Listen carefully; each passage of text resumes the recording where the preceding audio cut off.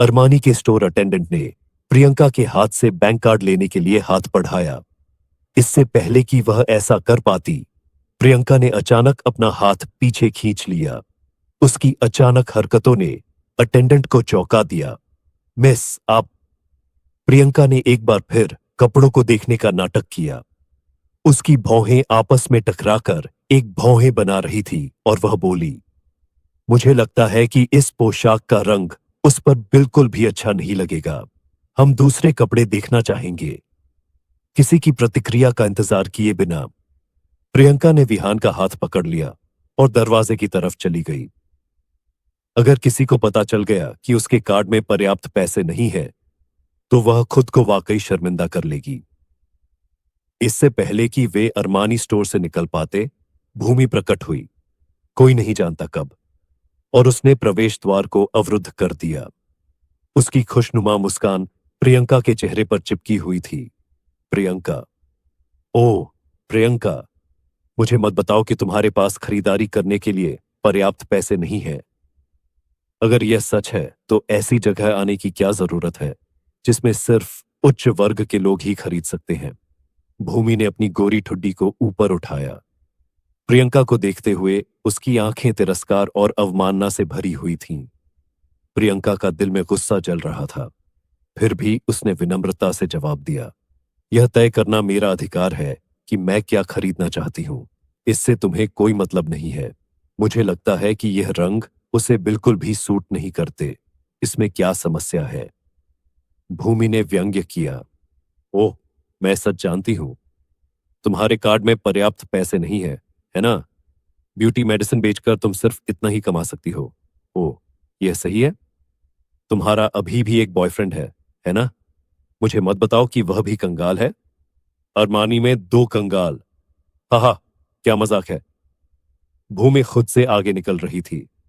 वह कुछ कदम आगे बढ़ी और चिढ़ाते हुए बोली, यह उम्मीद मत करो कि मैं नहीं जानती कि तुम सीनियर हाई स्कूल से ही कितनी गरीब थी। तुम उस साल गांव में 600 से ज्यादा अंक हासिल करने में कामयाब रही, है ना? तुम्हें राजधानी शहर में की यूनिवर्सिटी में दाखिला मिल जाना चाहिए था, लेकिन तुमने ऐसा क्यों नहीं किया? ऐसा इसलिए क्योंकि तुम अपने छोटे भाई के मेडिकल बिलों का भुगतान करने के लिए कुछ पैसे कमाना चाहती थी, है ना? यह स्वीकार करना इतना मुश्किल क्यों है कि तुम कंगाल हो? प्रियंका की खूबसूरत आंखों के किनारों पर लाली खिल उठी। अभी वह सिर्फ इतना चाहती थी कि वह चलकर भूमि को एक थप्पड़ मारे। हालांकि वह अच्छी तरह जानती थी कि अगर थप्पड़ भूमि के चेहरे पर लग गया तो प्रियंका रिवर सिटी में अपनी पकड़ खो देगी। भूमि के नंदिनी रावत के साथ अच्छे संबंध थे। रावत परिवार के पास रिवर सिटी में बहुत ताकत और प्रभाव था। अगर नंदिनी रावत ने प्रियंका को निशाना बनाने का फैसला किया तो प्रियंका का रिवर सिटी में रहना आसान नहीं होगा। प्रियंका को इससे कोई फर्क नहीं पड़ता कि उसे रिवर सिटी से बाहर निकाल दिया जाए। हालांकि उसे चिंता थी कि वे उसके भाई को भी निशाना बनाएंगे। वह ऐसा नहीं चाहती थी, इसलिए उसे अपना दुख सहना होगा और यह सुनिश्चित करना होगा कि थप्पड़ कभी न लगे, चाहे कुछ भी हो। बिल्ली ने तुम्हारी जीभ काट ली, मैं सही कह रही हूं, है ना? यह बहुत दुखद है कि तुम गरीब हो लेकिन अमीर होने का दिखावा कर रही हो। क्या मजाक है? फिर भी तुम बहुत सुंदर हो, तो तुम एक अमीर आदमी से शादी क्यों नहीं कर लेती और यह सब खत्म कर देती? तब तुम्हें जो चाहिए वो मिल जाएगा, है ना? भूमि अब ज्यादा ही बदतमीजी से बात कर रही थी। उसने अपने बॉयफ्रेंड की ओर इशारा करते हुए कहा, ओह ठीक है, मैं तुम्हें परिचय कराना भूल गई। यह मेरा बॉयफ्रेंड संजय है। जानना चाहती हो कि वह कहां काम कर रहा है? मुझे यकीन है कि तुमने नॉर्थ नेम कॉरपोरेशन के बारे में सुना होगा, है ना?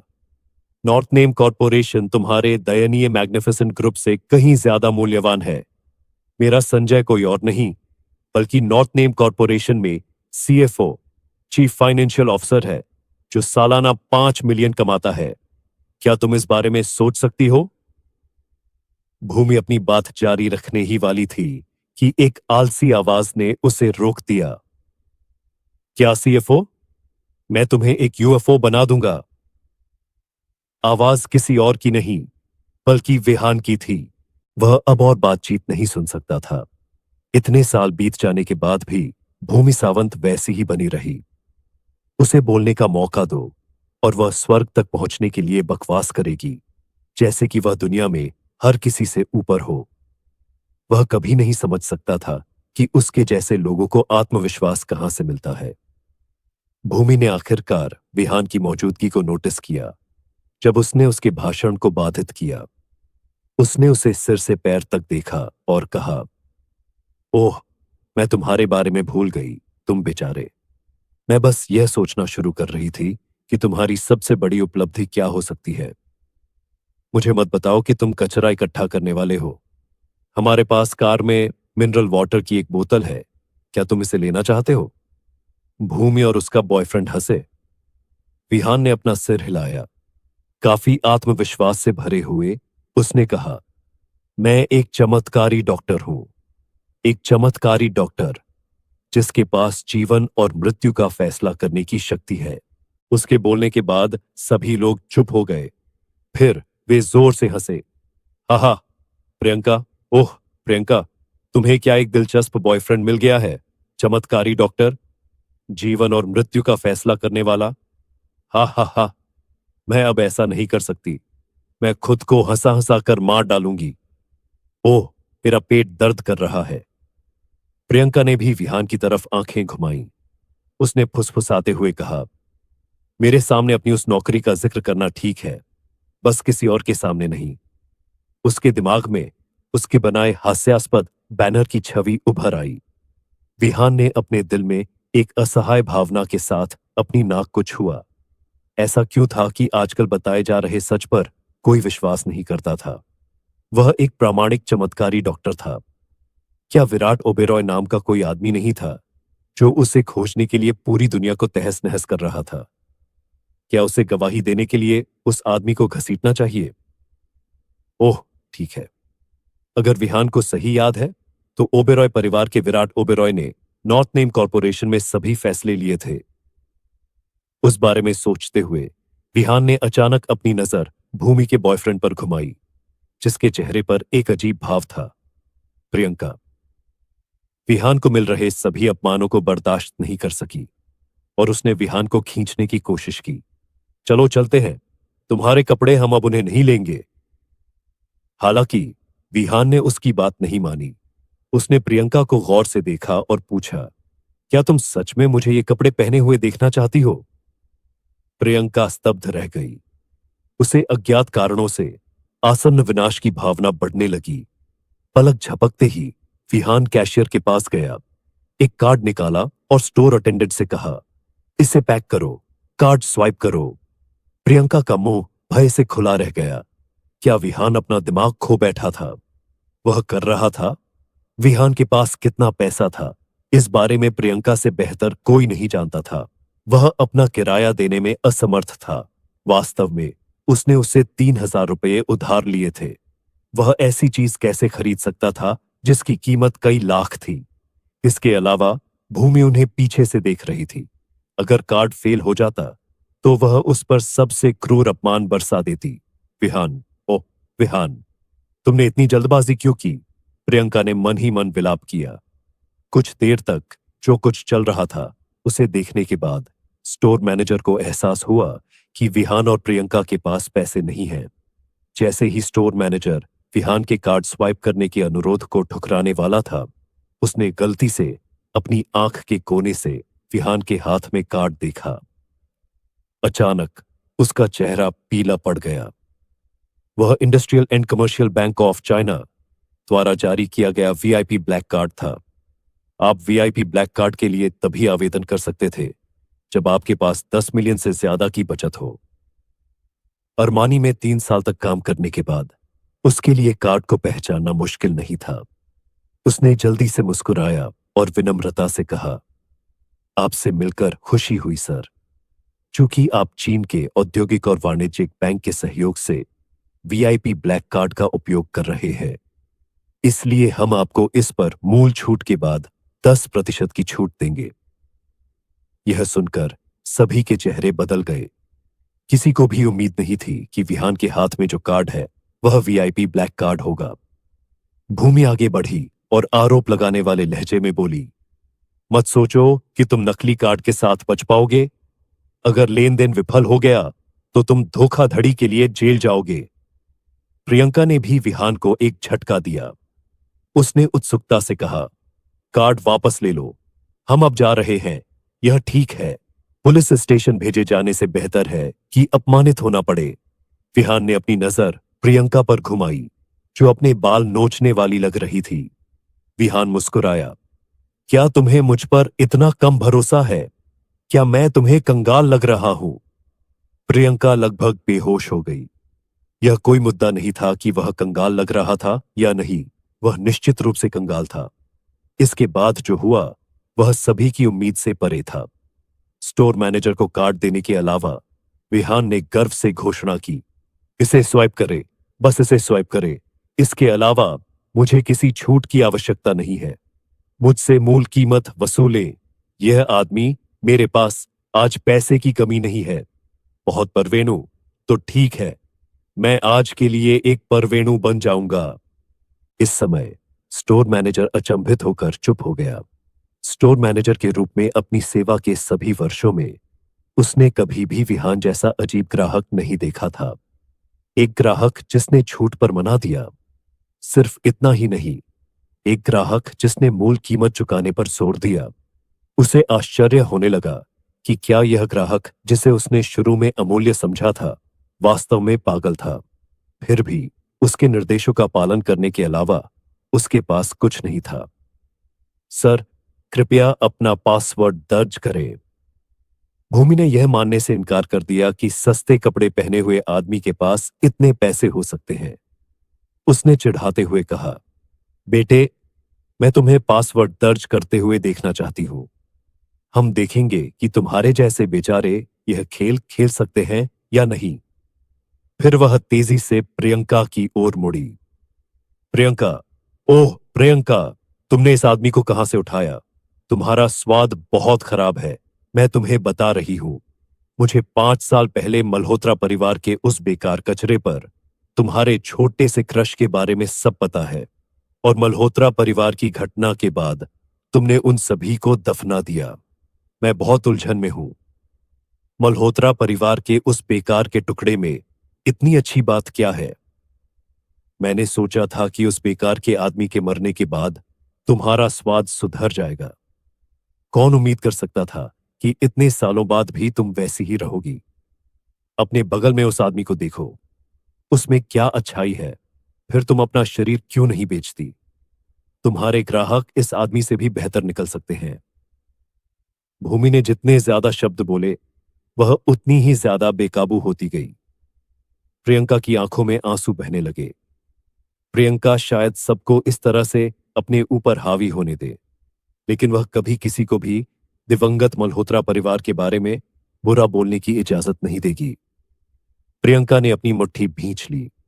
उसके नाखून उसकी हथेली के मांस में धंस गए और कट से खून बहने लगा। दूसरी ओर भूमि चिल्लाती रही, प्रियंका, क्या तुम चाहती हो कि मैं तुम्हारे वेश्यावृत्ति के धंधे के लिए ग्राहकों को रेफर करूं? भूमि अपनी बात पूरी कर पाती उससे पहले ही उसके चेहरे पर एक काली छाया चमक उठी। उसके जवाब देने से पहले ही सभी ने एक जोरदार थप्पड़ सुना। विहान की हथेली सीधे उसके चेहरे पर आ गिरी। उस थप्पड़ ने भूमि को जमीन पर गिरा दिया, यहां तक कि भूमि के मुंह से एक दांत भी उड़ गया। मैं तुम्हारे इस मुंह पर बहुत समय से थप्पड़ मारना चाह रहा था। अगर तुम औरत नहीं होती तो शायद तुम बहुत पहले ही मर चुकी होती। विहान की आवाज बेहद ठंडी थी। ये ऐसी ठंडक थी जो उनकी अस्थि मज्जा तक पहुंच गई। उसने बहुत समय पहले ही उसे थप्पड़ मारने का इरादा कर लिया था। अगर प्रियंका की लगातार आपत्ति न होती तो यह कुतिया अब बोलती ही नहीं। उसके जैसे लोग अगर सिर्फ बर्दाश्त किए जाए तो वे स्थिति का फायदा उठाएंगे और भी बदतर हो जाएंगे। पिछले 5 सालों में जब विहान जीवन और मृत्यु के बीच भटक रहा था, वह इस समझ पर पहुंच गया था कि दुश्मनों को हमेशा के लिए खत्म कर देना चाहिए। किसी ने भी ऐसा होते नहीं देखा। किसी को भी नहीं लगा कि विहान उसे कहीं से भी मार देगा। उसने सबके सामने एक महिला को थप्पड़ मारकर जमीन पर गिरा दिया था। हालांकि प्रियंका को यह दृश्य देखकर बहुत खुशी हुई, लेकिन जब भी वह इसके परिणामों के बारे में सोचती तो उसका दिल धड़क उठता। लानत है, वे बर्बाद हो चुके थे। उसे एक आभास हुआ, हर बार जब वह विहान को बाहर लाती तो वह हमेशा पागल हो जाता। इस आदमी की डिक्शनरी में सहन शब्द ही नहीं था, वहां सिर्फ एक निडर आदमी का भयानक गुस्सा था। कुछ दिन पहले उसने रिवर सिटी के राठौड़ परिवार को सबक सिखाया और उसे पुलिस स्टेशन भेज दिया गया। अगर उसने आत्मरक्षा के लिए ऐसा नहीं किया होता तो विहान को निश्चित रूप से मौत का सामना करना पड़ता। हालांकि इस बार ऐसा नहीं कहा जा सका, क्योंकि विहान ने ही इसकी शुरुआत की थी। प्रियंका के दिल में भावनाओं की एक उथल पुथल मच गई। भूमि चेतना में लौट आई। अस्त व्यस्त बालों के साथ वह अपने पैरों पर खड़ी हुई, विहान की ओर एक उंगली बढ़ाई और एक पागल व्यक्ति की तरह दहाड़ते हुए बोली, तुमने मुझे मारने की हिम्मत कैसे की? किसी ने मुझे पहले कभी नहीं मारा, मेरे जीवन काल में एक बार भी नहीं, किसी ने नहीं, मेरा विश्वास करो। इससे पहले कि वह बात पूरी कर पाती, कार्ड रीडर ने स्पष्ट और तीखी आवाज में घंटी बजाई। लेन देन सफल रहा। हमें उम्मीद है कि आपने हमारे साथ खरीदारी करके अच्छा समय बिताया होगा। यह वह क्षण था जब वहां सब एक बहरे सन्नाटे में डूब गया। प्रियंका अपने रास्ते पर जम गई। भूमि सावंत भी उसी तरह स्तब्ध थी, अपने चेहरे पर दर्द को भूल गई। एक सफल लेन देन, यह कोई छोटी रकम नहीं थी। इसकी कीमत आसानी से एक कर्मचारी की सालों की आय के बराबर हो सकती है। कचरा इकट्ठा करने वाला, क्या वह कचरा इकट्ठा करते समय वीआईपी ब्लैक कार्ड ले सकता था? फिर बिना चेहरे पर एक भी मुस्कान लाए कुछ 100,000 का भुगतान कर सकता था? असंभव। यह नकली होना चाहिए। तुमने पहले से ही स्टोर के साथ मिली भगत की होगी, अन्यथा तुम भुगतान कैसे कर सकते हो? भूमि ने आक्रामक तरीके से आरोप लगाया, जो कि चीखने चिल्लाने जैसा था। अरमानी स्टोर मैनेजर के चेहरे पर भाव तब गहरा गए जब उसने भूमि को उनकी विश्वसनीयता पर सवाल उठाते हुए सुना। मिस, अरमानी एक अंतर्राष्ट्रीय लग्जरी ब्रांड है। हम ऐसा क्यों करेंगे? यदि आप हमारी प्रतिष्ठा को नुकसान पहुंचाना जारी रखती हैं, तो हमें आपको ब्लैकलिस्ट करने का अधिकार है। भूमि को उम्मीद नहीं थी कि हर कोई उस पर उंगली उठाएगा। वह जल्दी से संजय की ओर मुड़ी और विनती की, संजय, वे सभी मुझ पर हमला कर रहे हैं। तुम एक आदमी हो, क्या तुम्हें मेरी मदद नहीं करनी चाहिए? संजय ने सिर हिलाया। उसने भूमि की पीठ थपथपाई और स्टोर मैनेजर को नाम कार्ड देने के लिए आगे बढ़ा। मैं नॉर्थ नेम कॉरपोरेशन का मुख्य वित्तीय अधिकारी हूं। सबसे पहले मैं चाहता हूं कि तुम मेरी गर्लफ्रेंड से माफी मांगो। तुम्हें पता होना चाहिए कि नॉर्थ नेम कॉरपोरेशन और अरमानी के बीच सहयोग कुछ ही दिनों पहले स्थापित हुआ था। मैं नहीं चाहता कि तुम्हारी वजह से सहयोग प्रभावित हो। तुम्हारी कम तनख्वाह से यह सब नहीं हो पाएगा। दूसरी बात, इस आदमी ने सार्वजनिक रूप से किसी पर हमला किया और उसने यह तुम्हारे स्टोर में किया। तुम्हें उन दोनों को बाहर निकालने का अधिकार है। इसके बाद मैं अपने वकील से इस मामले को भी निपटवाऊंगा। संजय उसके बाद सभी को देखने के लिए सीधा खड़ा हुआ। वह अपनी शक्ति के प्रदर्शन का आनंद ले रहा था। अपनी आंखों के कोने से उसने प्रियंका को घूरते हुए सोचा कि कपड़ों के नीचे उसका खूबसूरत शरीर कैसा लग रहा है। संजय ने इस मुद्दे को सुलझाने के बाद इस महिला की वीचैट आईडी मांगने की योजना बनाई।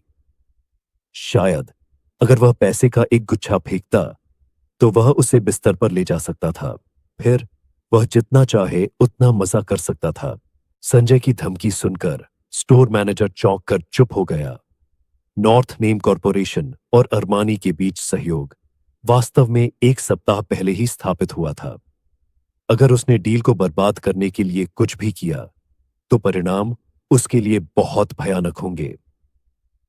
स्टोर मैनेजर को उस आदमी के नाम कार्ड पर लिखी जानकारी की प्रामाणिकता पर संदेह नहीं था। उसका गर्वपूर्ण व्यवहार उसके सामने स्पष्ट रूप से प्रदर्शित था। यह एक विशाल निगम में उच्च पद वाले व्यक्ति का व्यवहार था। वह भूमि के पास गया और झुककर माफी मांगी। मुझे बहुत खेद है मिस, मुझे नहीं पता था कि मैं अभी किससे बात कर रहा था। भूमि ने विहान और प्रियंका की ओर इशारा करते हुए कहा, तुम किसका इंतजार कर रहे हो? बेचारे और वेश्या को अभी बाहर भेजो। जैसे ही उसके मुंह से शब्द निकले, उसके चेहरे पर एक और तमाचा पड़ा। विहान ने नहीं बल्कि इस बार प्रियंका ने ऐसा किया। उसने अपना धैर्य खो दिया था। इस तरह की परिस्थितियों में प्रियंका हमेशा पीछे हटती रही, लेकिन इसका मतलब यह नहीं था कि वह आसानी से हार मानने वाली थी। दुनिया की कौन सी महिला वेश्या होने का अंतहीन अपमान सह पाएगी? विहान प्रियंका की हरकत पर सिर हिलाए बिना नहीं रह सका। सिर्फ इसलिए कि प्रियंका एक महिला थी, इसका मतलब यह नहीं था कि उसे नम्र होना चाहिए और सबको अपने ऊपर हावी होने देना चाहिए। इस तरह के परेशान करने वाले चरित्र से निपटने के लिए एक महिला को सख्त होना ही पड़ता है। संजय को अपना मौका दिख गया। वह आगे बढ़ा और प्रियंका से बोला, मिस, किसी को मारना सही नहीं है। रिवर सिटी के पुलिस स्टेशन में मेरे कुछ रिश्तेदार और दोस्त हैं। आपकी हरकत से आपको कुछ दिन और ठहरने की गारंटी मिल सकती है, लेकिन यह देखते हुए कि तुम एक लड़की हो, मैं तुम्हें एक मौका देता हूं। आज रात तुम हिल्टन होटल आओगी और मेरे साथ ड्रिंक्स के लिए चलोगी। ऐसा करो और मैं तुम्हें छोड़ देने के बारे में सोचूंगा। उसकी कामुक मुस्कान सभी से छिपी हुई थी। हालांकि प्रियंका ने उसके इरादों को समझ लिया। वह ठीक से जानती थी कि उसका क्या मतलब है। उसने अपना मुंह खोला और उसे केवल दो शब्द कहे, भाड़ में जाओ। संजय को उम्मीद नहीं थी कि ब्यूटी प्रोडक्ट बेचने वाली एक छोटी सी कंपनी का कोई व्यक्ति उसे इस तरह से अस्वीकार कर देगा। उसने ठंडे स्वर में कहा, अगर ऐसा है तो बस इंतजार करो और देखो कमीनो, आज से मैं नॉर्थ नेम कॉरपोरेशन की ओर से मैग्निफिसेंट ग्रुप पर दबाव डालूंगा। हम देखेंगे कि तुम रिवर सिटी में कितने समय तक टिक पाते हो। संजय के हाव भाव भयानक रूप से क्रूर थे। उसे सत्ता में होने की भावना से प्यार हो जाने में कोई आपत्ति नहीं थी। फिर भी उसके गर्व के पल थोड़े समय के लिए ही थे। किसी ने उस पर ठंडा पानी फेंक दिया। उसके पीछे से एक स्थिर आवाज गूंजी, कितनी महत्वाकांक्षी भावनाएं। आज मैं, विराट ओबेरॉय, यह पता लगाना चाहूंगा कि कौन मेरे नॉर्थ नेम कॉरपोरेशन का इस्तेमाल चमत्कारी डॉक्टर विहान को परेशान करने के लिए कर रहा है।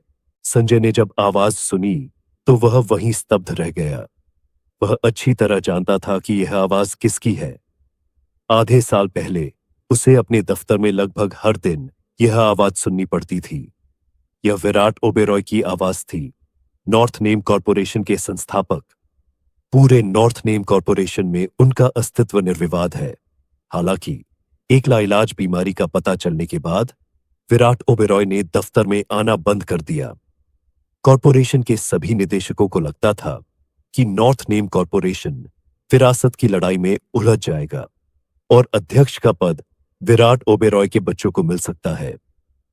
जहां तक संजय के सीएफओ के पद की बात है, तो वह अपने पिता की बदौलत ही ऐसा कर पाया।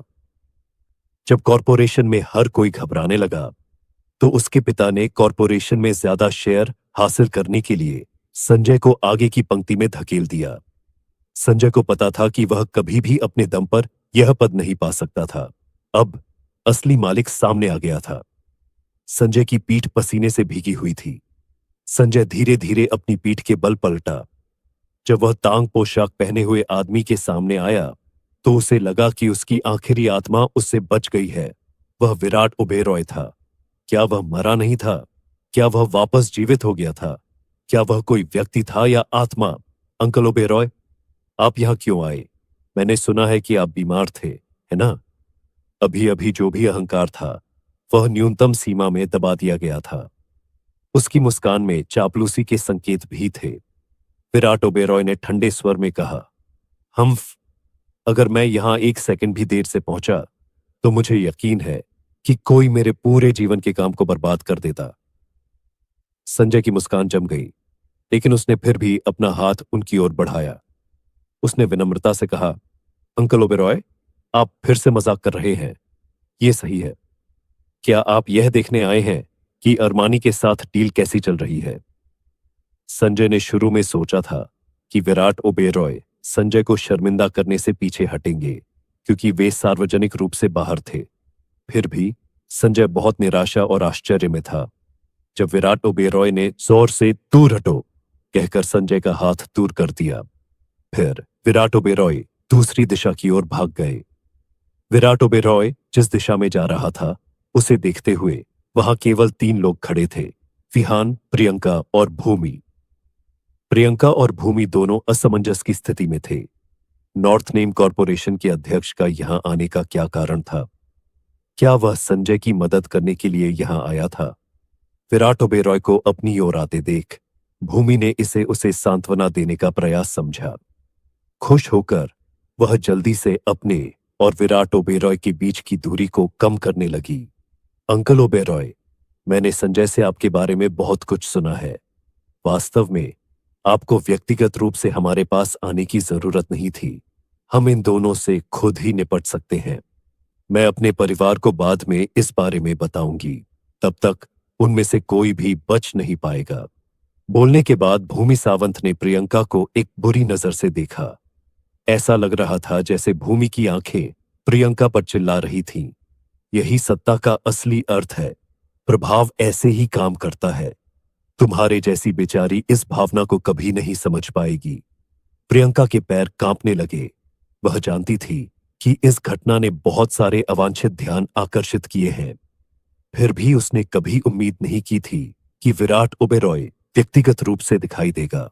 अगर नॉर्थ नेम कॉरपोरेशन ने उन्हें ब्लैकलिस्ट कर दिया और उनके लिए रिवर सिटी में रहना मुश्किल कर दिया, तो विहान और वह यहां जीवित नहीं रह पाएंगे। जब सभी लोग एक अव्यक्त समझौते में व्यस्त थे, विराट ने भूमि को पीछे छोड़ दिया और सीधे विहान की ओर बढ़ गया। उसका हमेशा की तरह कठोर चेहरा अब मुस्कुराहट से भरा हुआ था। उसने विहान से सम्मानपूर्वक कहा, मिस्टर विहान, मैंने आपको आखिरकार खोज लिया है। अगर आप अभी भी छिपे हुए होते तो मैं शायद मर चुका हूंगा। विराट ओबेरॉय के हर शब्द ने सभी को एक तरह की पूर्ण चुप्पी में डाल दिया। जब तक कि गिरने वाली सुई की आवाज आसानी से सुनी जा सकती थी, सभी की आंखें फटी रह गईं। विराट ओबेरॉय ने वास्तव में बोलने के लिए एक धीमी और विनम्र आवाज का इस्तेमाल किया। ऐसा लग रहा था जैसे वह विहान की चापलूसी करने की कोशिश कर रहा था। इसके अलावा उसने एक सम्मान सूचक शब्द का इस्तेमाल किया। मिस्टर विहान, आप? विराट ओबेरॉय जैसा बड़ा आदमी एक युवा व्यक्ति से इतने विनम्र तरीके से क्यों बात करेगा? इसके अलावा विराट ओबेरॉय विहान को हर जगह ढूंढ रहा था। अगर वह विहान को नहीं ढूंढ पाया तो वह मर जाएगा। क्या यह बहुत ज्यादा अतिशयोक्ति नहीं थी? इस दृश्य ने प्रियंका को बहुत प्रभावित किया। वह विहान के बगल में खड़ी थी और उसका चेहरा डर से भरा हुआ था। मुंह में लार भरकर वह वहीं स्तब्ध रह गई। प्रियंका की आंखें विहान पर टिकी हुई थीं। उसे यकीन नहीं हो रहा था कि यह सब हो रहा है। क्या वह हाल ही में रिवर सिटी नहीं आया था? वह विराट ओबेरॉय जैसे प्रभावशाली लोगों को कैसे जान पाया? एक और महत्वपूर्ण बात यह थी कि विहान विराट ओबेरॉय से इतने विनम्र तरीके से बात करवा सकता था। इस समय उसे लगा कि कोहरे की एक परत विहान को ढंक रही है, जो उसे देखने से रोक रही है कि वह वास्तव में कौन है। भूमि अनजाने में पीछे हट गई। उसने अपनी आंखें रगड़ी और सोचा कि क्या वह सब कुछ गलत तरीके से देख रही है। फिर भी वास्तविकता ने भूमि को एक कठोर थप्पड़ मारा। यह आदमी विराट ओबेरॉय को क्यों जानता होगा? असंभव, बिल्कुल असंभव। हर कोई विहान की प्रतिक्रिया का इंतजार कर रहा था। यह एकमात्र चीज थी जो सब कुछ समझा सकती थी। कुछ सेकंड बीत गए। फिर विहान ने विराट ओबेरॉय को देखा और कहा, मैंने तुम्हें, ओबेरॉय परिवार को, एक मौका दिया। तुमने इसकी सराहना नहीं की। विराट ओबेरॉय को उम्मीद नहीं थी कि विहान को मनाना इतना मुश्किल होगा। उसने संकोच से कहा, मेरे बच्चों को अच्छी तरह से न पढ़ा पाना मेरी गलती है मिस्टर विहान। आज मैं अपने बेटे के शर्मनाक बहाने के लिए आपसे माफी मांगूंगा। ऐसा कहने के बाद विराट ओबेरॉय ने घूमकर कोने में बैठे उस आदमी पर चिल्लाते हुए कहा, लोकेश, यहां आओ और मिस्टर विहान से माफी मांगो, हालांकि बेहद शर्मिंदा। लोकेश ओबेरॉय उस कोने से बाहर निकल आया जहां वह छिपा हुआ था जब उसने अपने पिता की चिल्लाने की आवाज सुनी। वह सिर झुकाए विहान के सामने खड़ा था। उसने कुछ नहीं कहा। तुम किसका इंतजार कर रहे हो? मिस्टर विहान के सामने घुटने टेको और माफी मांगो। लोकेश ओबेरॉय ने अपनी मुट्ठियां भींच ली। उसके दिल में गुस्सा जल रहा था, लेकिन वह आखिरकार अपने घुटनों पर बैठ गया। मिस्टर मल्होत्रा, मैं उस दिन गलत था। कृपया मुझे माफ करें। उसके पास घुटने टेकने के अलावा कोई विकल्प नहीं था। अगर उसने मना कर दिया तो मौत अपरिहार्य होगी। कुछ दूरी पर संजय ने लोकेश ओबेरॉय को पूरी तरह से सदमे में घुटने टेकते देखा। वह अच्छी तरह से जानता था कि लोकेश ओबेरॉय का व्यक्तित्व कैसा था, क्योंकि वे एक साथ बड़े हुए थे। लोकेश ओबेरॉय कभी किसी के सामने अपना सिर नहीं झुकाएगा और वह कभी किसी के सामने घुटने नहीं टेकेगा। हालांकि संजय कैसे समझा सकता था कि अभी उसकी आंखों के सामने क्या चल रहा था। उसकी नजर धीरे धीरे विहान की ओर मुड़ गई। उसे एक आसन्न कयामत का एहसास हुआ। संजय को डर था कि कहीं वह अपने दिखावटीपन में हद से ज्यादा आगे न बढ़ गया और किसी महत्वपूर्ण व्यक्ति को नाराज न कर दिया। क्या यह हो सकता है कि वह लड़का चियांगन प्रांत से आया था, या वह किसी बड़े परिवार से था? अगर ऐसा था तो वह मर चुका था। संजय के विचारों ने उसके घुटनों तक को हिला दिया। इस बीच पूरी घटना में मुख्य भूमिका निभाने वाले विहान ने घुटने टेके लोकेश ओबेरॉय पर अपनी ठंडी नजर घुमाई और उसे अनदेखा कर दिया। उसने अवाक प्रियंका को थपथपाया और कहा, चलो चलते हैं। दूसरी मंजिल पर महिलाओं के कपड़ों का विभाग है। चलो तुम्हारे लिए भी कुछ लेते हैं। आज मेरे पास खर्च करने के लिए बहुत पैसे हैं। यह कहकर उसने लोकेश ओबेरॉय और विराट ओबेरॉय को वहीं छोड़ दिया जहां वे खड़े थे और प्रियंका को लेकर चला गया। स्टोर मैनेजर समझ नहीं पाया कि अभी क्या हुआ था। वह अपने जीवन में अनगिनत घमंडी लोगों से मिल चुका था, लेकिन इस समय उनमें से कोई भी इस आदमी का मुकाबला नहीं कर सकता था। वह खुद को क्या समझता था? वह जितने लोगों को जानता था, उनमें से उसे विराट ओबेरॉय से ज्यादा आक्रामक कोई नहीं लगा। विहान के जाने के बाद विराट ओबेरॉय को खुद पर काबू आया। एक उदास भाव के साथ उसने अपने बेटे के शरीर पर एक लात मारी। देखो तुमने क्या किया। अगर हम आज मिस्टर विहान को सहमत नहीं कर पाए तो तुम्हें फिर कभी उठना नहीं पड़ेगा। इतना कहने के बाद वह संजय की ओर देखने के लिए मुड़ा और चिल्लाया, संजय, क्या तुमने अभी मिस्टर विहान को नाराज किया? यह मत सोचना कि मैं तुम्हारे और तुम्हारे पिता के अतीत के बारे में कुछ नहीं जानता। तुम आज अपना सामान पैक करो और चले जाओ। और तुम्हारे पिता हरीश, भले ही मैं मर जाऊं, मैं तुम दोनों को कंपनी के कोई शेयर नहीं लेने दूंगा। चले जाओ। जब ऐसा लगा कि विराट ओबेरॉय ने अपनी भड़ास निकाल ली है, तो उसने कुछ गहरी सांसें ली और जल्दी से विहान के पीछे चल पड़ा। सभी लोग उसका पीछा करने लगे। विराट ओबेरॉय ने सभी को डांटा, मेरे पीछे आने के बारे में सोचना भी मत। तुम सब बेकार के कमीने हो। विराट ओबेरॉय के जाने के बाद भूमि अपनी तंद्रा से अचानक जाग उठी और संजय का हाथ खींचा। संजय, हमें क्या करना चाहिए? भूमि की आवाज इतनी चुलबुली थी कि संजय अब और बर्दाश्त नहीं कर सका। उसने हाथ उठाया और भूमि को एक ठंडा जोरदार थप्पड़ मारा। यह सब तुम्हारी गलती है कुतिया। तुम ही कारण हो कि मैंने सब कुछ खो दिया। तुमने मुझसे यह पूछने की हिम्मत कैसे की कि आगे क्या होगा? क्या तुम मरना चाहती हो? एक गड्ढा खोदो और खुद को दफना दो। मानो यह काफी नहीं था, संजय ने भूमि को एक लात मारी। मैं तुम्हें बता रहा हूं भूमि, बेहतर होगा कि तुम अपनी कृपालु आंखें अपने पास रखो। कोई भी तुम्हें बचा नहीं पाएगा। यहां से चली जाओ। भूमि का चेहरा कागज की तरह पीला पड़ गया था। उसकी आंखों की चमक खत्म हो गई थी। वह जानती थी कि संजय के साथ अब कोई भविष्य नहीं होगा। उसने मान लिया था कि स्पोर्ट्स कार और घरों के रूप में संजय के सभी उपहार भी वापस ले लिए जाएंगे।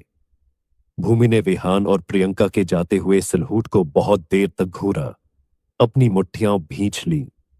यह सब उनकी गलती थी। अगर यह इन दोनों की वजह से नहीं था, तो वह सब कुछ कैसे खो सकती थी? बचपन से ही भूमि सोचती थी कि वह कुलीन है। उसकी हैसियत ऐसी नहीं थी कि प्रियंका जैसी सिंड्रेला जैसी जिंदगी जीने वाले किसी व्यक्ति की तुलना की जा सके। भूमि प्रियंका के अच्छे लुक्स और फिगर से ईर्ष्या करती थी।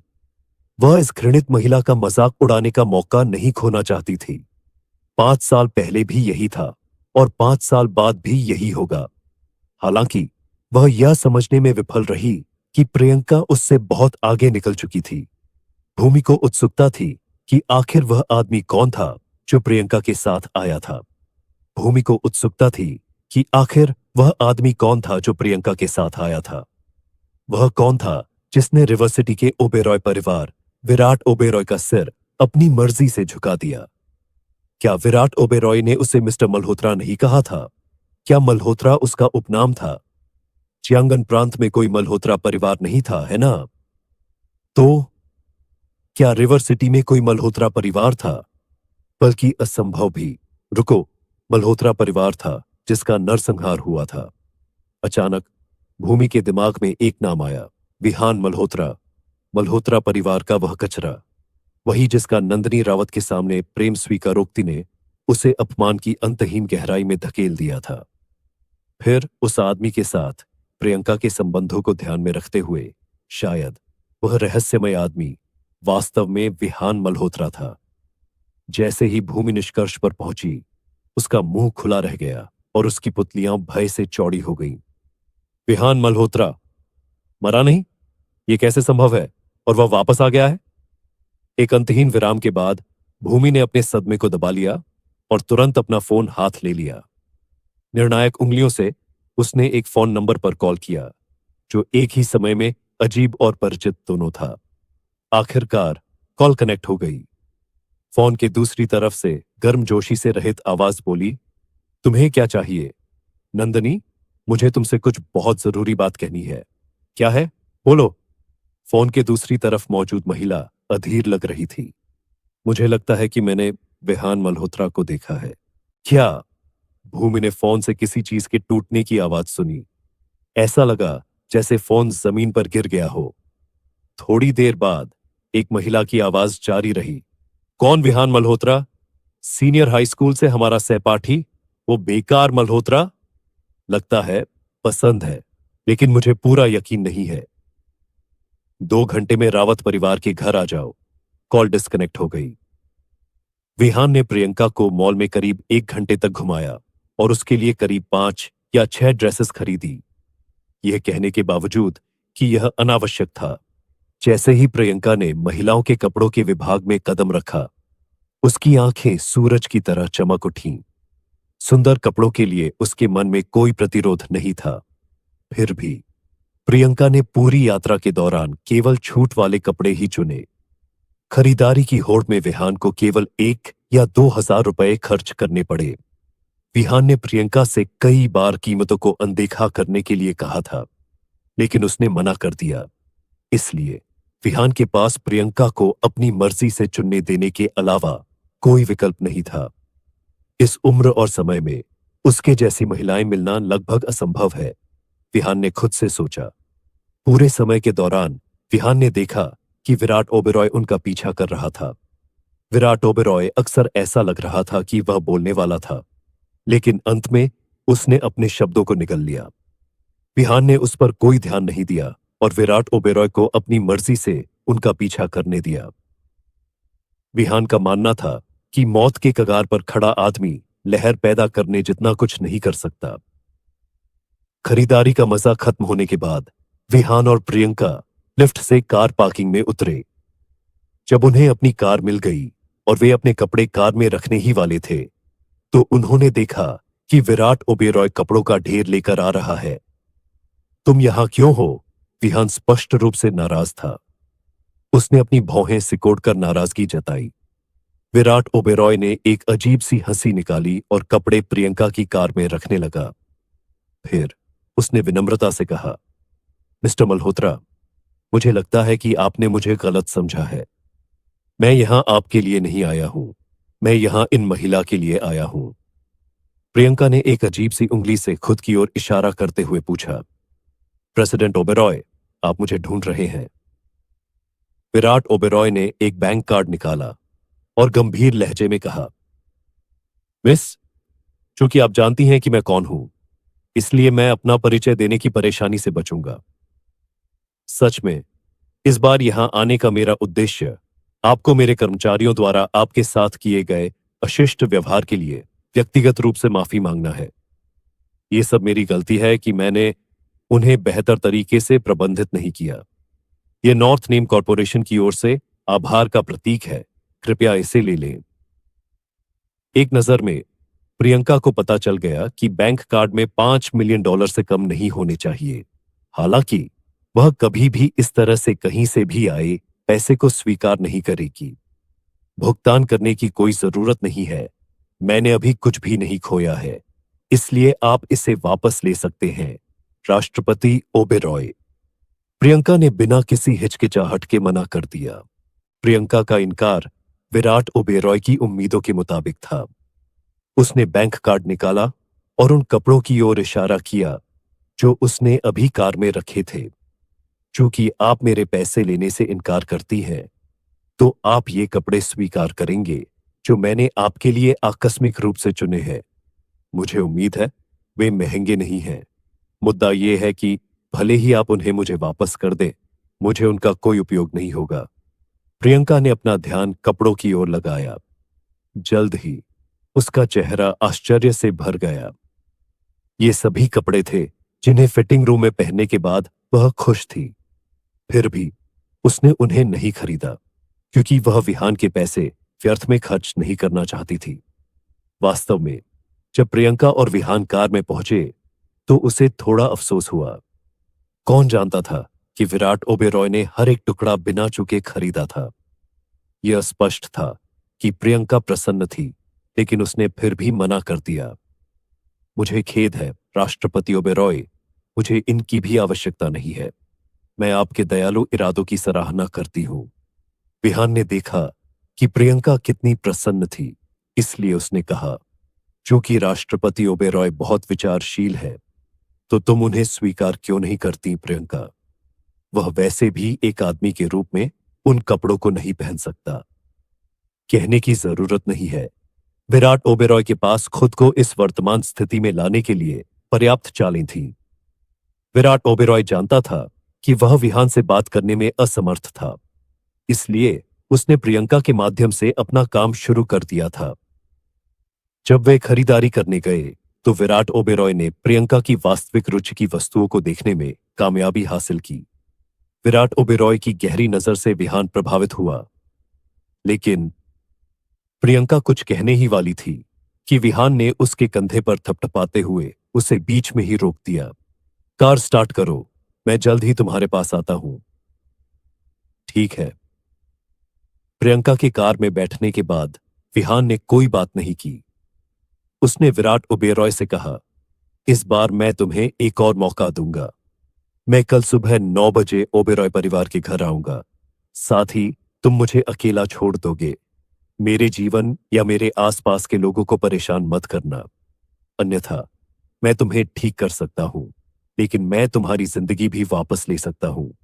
ओह, और इलाज के दूसरे चरण के लिए मैं तुमसे 80 मिलियन चार्ज कर रहा हूं। विहान के शब्दों को सुनकर विराट ओबेरॉय का शरीर हिंसक रूप से कांपने लगा। उसकी आंखों के आसपास लालिमा छाने लगी। कोई भी समझ नहीं पाया कि उस समय विराट ओबेरॉय पर क्या भावनाएं हावी हो गई थीं। वह विहान के पीछे 1 घंटे तक घूमता रहा, बस उसे यह कहते हुए सुनने के लिए।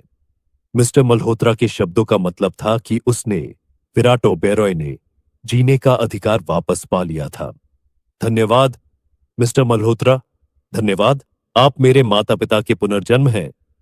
अगर आपको किसी चीज की जरूरत है तो ओबेरॉय परिवार के लोग हमेशा आपकी सेवा में मौजूद रहेंगे। यह वाक्य विराट ओबेरॉय के दिल की गहराइयों से निकला था। विहान ही वह था जिसने विराट ओबेरॉय को उसकी जिंदगी लौटाई थी। विराट ओबेरॉय को जीने के लिए विहान के सिर से सिर्फ एक इशारे की जरूरत थी। विहान ने विराट ओबेरॉय को अनदेखा किया। उसने बस कार का दरवाजा खोला और अंदर बैठ गया। जल्द ही कार मायरीड लिंक्स स्क्वायर की बेसमेंट पार्किंग से गायब हो गई। विराट ओबेरॉय को पीछे छोड़ते हुए, जो चुपके से अपने अपाठ्य चेहरे से आंसू पोंछ रहा था। River city, sonorous calls lake. शांत वातावरण के बीच, झील के बीच में एक विशाल हवेली है। रिवर सिटी का प्रसिद्ध ग्रीन लेक माउंटेन हवेली के पीछे स्थित है। यह कहा जा सकता है कि हवेली में पूरे रिवर सिटी में सबसे अच्छा वास्तु था। बेशक, एक और महत्वपूर्ण कारण था। सबसे प्रभावशाली परिवारों में से एक यहां रहता था, रिवर सिटी का रावत परिवार। रिवर सिटी में रावत परिवार का इतिहास मिंग राजवंश से जुड़ा हुआ है, जहां रावत परिवार के पूर्वज मिंग राजवंश में एक जनरल थे। वह एक बार अकेले युद्ध में गए और अपने लगभग हजारों दुश्मनों को मार डाला। फिर वह युद्ध को पीछे हटाने में कामयाब रहे। युद्ध के बाद से रावत परिवार का नाम समृद्ध हुआ। हालांकि समय के साथ रावत परिवार का धीरे धीरे पतन होता गया, फिर भी वे रिवर सिटी के 4 महान परिवारों में अपना स्थान बनाए रखने में कामयाब रहे। यहां उनकी स्थिति को चुनौती नहीं दी गई। वर्तमान में एक युवती रावत परिवार की हवेली के आंगन में पौधों को पानी दे रही थी। वह युवती बेहद खूबसूरत थी। उसने काले रंग का टाइट टैंक टॉप और कैजुअल सफेद पैंट पहना था, जिससे उसका लंबा और पतला फिगर उभर कर सामने आ रहा था। वह बेहद खूबसूरत और आकर्षक लग रही थी। युवती रावत परिवार की बेटी थी, नंदनी रावत। जब नंदनी पौधों को पानी दे रही थी, तो उसकी खूबसूरत आंखों में उदासी की झलक दिखाई दी। रिवर सिटी से मल्होत्रा परिवार के खात्मे के बाद से उसे अक्सर बुरे सपने आते थे। एक खून से लथपथ युवक अक्सर उसके सपनों में दिखाई देता था, और उसका चेहरा साफ साफ न देख पाने के बावजूद उसे यकीन था कि वह युवक विहान मल्होत्रा है। विहान मल्होत्रा, वही व्यक्ति जिसे उसने सार्वजनिक रूप से अपमानित किया था। 5 साल पहले नंदनी ने इसे केवल मजाक के तौर पर कहा था। हालांकि उसे अपने किए पर पछतावा होने लगा था। उसने आह भरी, पानी का डिब्बा जमीन पर रखा और बुदबुदाया, मैं उस आदमी के बारे में क्यों सोचती रहती हूं? वह तो बस कचरा है। अगर वह बच भी गया, तो भी वह अपने इस तुच्छ व्यक्तित्व के साथ अभी सड़कों पर रह रहा होगा और वास्तव में कचरा बन जाएगा। यह वह क्षण था जब भूमि सावंत थोड़ा सांस फूलने के साथ वहां आई। नंदनी, मैं आखिरकार तुमसे मिल ही गई। हमारी आखिरी मुलाकात को लगभग आधा साल हो गया है। मैं देख रही हूं कि तुम और भी सुंदर हो गई हो। मैं यह अनुमान भी नहीं लगा सकती कि कितने पुरुष तुम्हारी सुंदरता के शिकार हुए हैं, भूमि ने उत्साह से कहा। नंदनी ने आधे मन से सिर हिलाया। बैठो। ठीक है। भूमि ने नंदनी की ठंडी उदासीनता को भी महसूस किया। भूमि जानती था कि स्नातक होने के बाद 3 साल तक विदेश में रहने के बाद नंदनी एक अलग व्यक्ति के रूप में लौटी थी। भूमि को ऐसा महसूस होने लगा कि वे अलग हो गए हैं। तुमने कहा कि तुमने विहान मल्होत्रा को देखा। क्या तुम्हें यकीन है कि यह वही विहान मल्होत्रा है जिसने मुझसे अपने प्यार का इजहार किया था? नंदनी ने एक सपाट लहजे में पूछा, जैसे कि वह इस मामले से उदासीन थी। भूमि ने सिर हिलाया और नंदनी को आज मायरियड लिंक स्क्वायर में जो कुछ हुआ उसका सारांश दिया। पहले तो नंदनी ने बिना किसी भाव के सब कुछ सुना, फिर उसकी भौहें सिकुड़ गईं। कहानी के अंत में वह एक विचारशील चुप्पी में डूब गई थी। काफी देर बाद उसने अपना सिर उठाया और पूछा, तुम कह रही हो कि तुम्हें यकीन नहीं है कि वह व्यक्ति विहान मल्होत्रा है?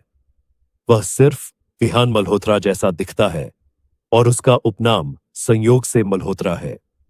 भूमि नंदनी की प्रतिक्रिया से दंग रह गई, लेकिन उसने फिर भी सिर हिला दिया। विराट ओबेरॉय मेरा एक परिचित है। वह एक ऐसा व्यक्ति है जिसका अनुभव उसके अहंकार के बाद दूसरे नंबर पर है। तुमने कहा कि वह एक युवक के सामने झुक गया और झुक गया। यह असंभव नहीं है। लेकिन विराट ओबेरॉय उस युवक को बहुत सम्मान दे रहा था, या वह युवक एक शक्तिशाली स्वभाव वाला व्यक्ति है। अगर वह बेकार मल्होत्रा बच भी गया, तो वह 5 साल में क्या हासिल कर सकता है? नंदनी ने अपने पौधों के साथ छेड़छाड़ करते हुए आत्मविश्वास से कहा। भूमि कुछ कहने ही वाली थी कि नंदनी ने आगे कहा, मल्होत्रा परिवार 5 साल पहले गायब हो गया। विहान मल्होत्रा भी बहुत पहले चला गया है। भले ही वह ईस्ट मनी लेक में रहता हो, वह शायद एक और आवारा ही है। इस दुनिया में उसके जैसे नीच चींटी के लिए जगह नहीं है। वह केवल दुनिया के नियमों द्वारा बेरहमी से कुचला जाएगा, फिर वह अंततः हार जाएगा। क्या 5 साल पहले क्लाउड लेक मैनर में हुई घटना अभी तक पर्याप्त सबूत नहीं है? भूमि, क्या तुम समझ रही हो कि मैं क्या कह रही हूं? भूमि अब नंदिनी की सोच के साथ तालमेल नहीं रख पा रही थी। वर्तमान नंदिनी में एक तरह का अवर्णनीय गर्व झलक रहा था। चाहे वह कुछ भी बोले या भूमि को जो भी नजर आए, नंदिनी को ऐसा लग रहा था कि वह हर चीज से ऊपर है। भूमि जानती थी कि नंदिनी का स्वभाव उसके अडिग आत्मविश्वास से उत्पन्न हुआ होगा। भूमि ने सुना था कि कैसे रिवर सिटी में रावत परिवार के परदादा पुराने गुरु ने पिछले साल अपने हाई स्कूल के समारोह में मार्शल आर्ट के क्षेत्र में प्रवेश किया था। शायद इसी वजह से रावत परिवार रिवर सिटी में पहला परिवार बन गया जिसने ज्यांगन प्रांत के परिवारों के बीच आगे बढ़कर अपना स्थान बनाया। क्या यही नंदिनी के आत्मविश्वास का स्रोत था? नंदिनी, क्या होगा अगर, मैं बस इतना कह रही हूं, क्या होगा अगर आज मैंने जिस व्यक्ति को देखा वह वास्तव में विहान मल्होत्रा था? भूमि ने जिद की। नंदिनी ने अपने पौधों के साथ छेड़छाड़ करना बंद कर दिया और ठहाका लगाया। तो क्या हुआ अगर विहान वापस आ गया? रिवर सिटी अब वैसा शहर नहीं रहा जैसा 5 साल पहले था। मैं, नंदिनी, अब वैसी नंदिनी नहीं रही जैसी 5 साल पहले थी। इससे कोई फर्क नहीं पड़ता कि विराट ओबेरॉय उसके सामने झुकता है या फिर वह बहुत शक्तिशाली व्यक्ति है। एक बार जब वह रावत परिवार के दरवाजे के सामने खड़ा होता है तो वह सिर्फ सपने में रावत परिवार को देख सकता है, जैसा कि वह 5 साल पहले देखता था। नंदिनी ने अपनी बात पूरी की तो भूमि कुछ पीली पड़ गई। नंदिनी रावत के रौबदार अंदाज से वह दबी हुई महसूस कर रही थी। भूमि को अभी इससे ज्यादा कुछ नहीं चाहिए था कि वह पूछे कि पिछले कुछ सालों में नंदिनी के साथ क्या हुआ, लेकिन उसने पहले ही उसे जाने का आदेश जारी कर दिया था। शायद मैं अपने पूरे जीवन में नंदिनी की प्रशंसा ही करूं। मुझे आश्चर्य है कि किस तरह का आदमी उसे जीत पाएगा, भूमि ने खुद से कहा। Grand city apartment. विहान और प्रियंका मुट्ठी भर शॉपिंग बैग लेकर घर लौटे। प्रियंका, जो अभी अभी शॉपिंग ट्रिप से लौटी थी, उसने उत्साह में विहान के लिए दावत बनाई। उसने उसके लिए 2 डिश मीट, 1 डिश सब्जी और 1 कटोरी सूप बनाया। विहान ने रुकने से पहले 6 कटोरी चावल खाए और इससे प्रियंका को काफी झटका लगा। वह जानती थी कि विहान एक पेटू है, लेकिन उसने उससे इतना पेटू होने की उम्मीद नहीं की थी। क्या तुम भूखे भूत का पुनर्जन्म हो? जो नहीं जानते वे सोच सकते हैं कि मैंने तुम्हें भूखा रखा है, प्रियंका ने हंसते हुए कहा। विहान ने सारा बचा हुआ खाना समेटा, अपने पेट को थपथपाया और मुस्कुराते हुए कहा, सच कहूं तो मैंने सालों से ऐसा खाना नहीं खाया है। पहले मेरी मां। इस बिंदु पर विहान अचानक रुक गया, फिर वह मुस्कुराया। चलो अतीत के बारे में बात नहीं करते, गंभीरता से। तुम एक बेहतरीन खाना बनाती हो, क्या तुम कल फिर से खाना बनाओगी? प्रियंका जानती थी कि विहान ने अपने दिवंगत माता पिता के बारे में सोचा होगा। किसी कारण से यह उसके दिल के सबसे कोमल कोने को छू गया। उसकी आंखों में आंसू भर आए। प्रियंका ने पूरी ईमानदारी से वचन दिया, अगर तुम चाहो तो मैं अब से हर दिन तुम्हारे लिए खाना बनाऊंगी। एक मकान मालकिन के लिए यह कैसा है? बुरा नहीं है ना? क्या तुम कह रही हो कि तुम कभी शादी नहीं करोगी? विहान ने पलकें झपकाईं। या तुम अप्रत्यक्ष रूप से मेरे लिए अपने प्यार को कबूल कर रही हो? मैं तुम्हें बता रहा हूं, मेरी पत्नी बनने के लिए कई मानदंड पूरे करने होंगे। प्रियंका उत्सुकता से उछल पड़ी। मुझे बताओ, मैं तुम्हें इधर उधर देखने में मदद करूंगी। विहान ने अपना गला साफ किया और गंभीर स्वर में बोला, नंबर 1, बड़े स्तन। नंबर 2, बड़े स्तन। नंबर 3, अभी भी बड़े स्तन। कहो, मुझे लगता है कि तुम इन मानदंडों पर पूरी तरह खरी उतरती हो। क्या हम काम चला लेंगे? प्रियंका ने सोफे से एक तकिया उठाया और विहान पर फेंक दिया। कितना गुस्सा दिलाने वाला आदमी है। जरूर, चलो। और भी फेंको मुझ पर। फेंकने से पहले और खींचो। इससे और दर्द होगा। आगे क्या होगा जानने के लिए सुनते रहिए स्टोरी मार्शल डॉक्टर को और हमारे चैनल द लेजेंड स्टोरी को सब्सक्राइब करें और वीडियो को लाइक एंड शेयर करें।